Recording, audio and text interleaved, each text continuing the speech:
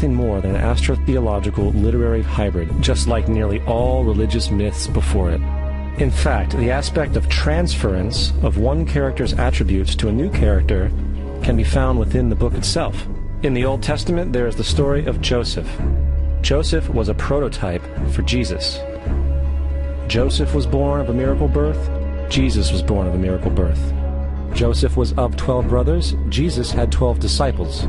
Joseph was sold for 20 pieces of silver. Jesus was sold for 30 pieces of silver. Brother Judah suggests the sale of Joseph.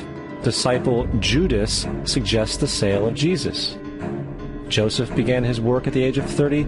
Jesus began his work at the age of 30. The parallels go on and on. Furthermore, is there any non-biblical historical evidence of any person living with the name Jesus, the son of Mary, who traveled about with 12 followers, healing people and the like? There are numerous historians who lived in and around the Mediterranean, either during or soon after the assumed life of Jesus. How many of these historians document this figure? Not one.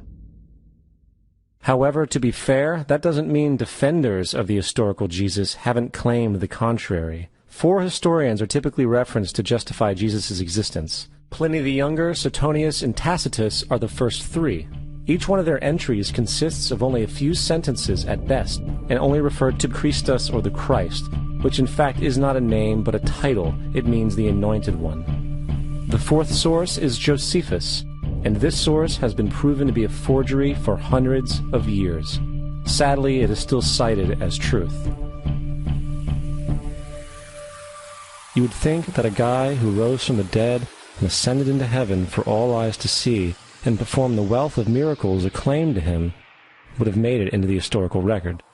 It didn't, because once the evidence is weighed, there are very high odds that the figure known as Jesus did not even exist.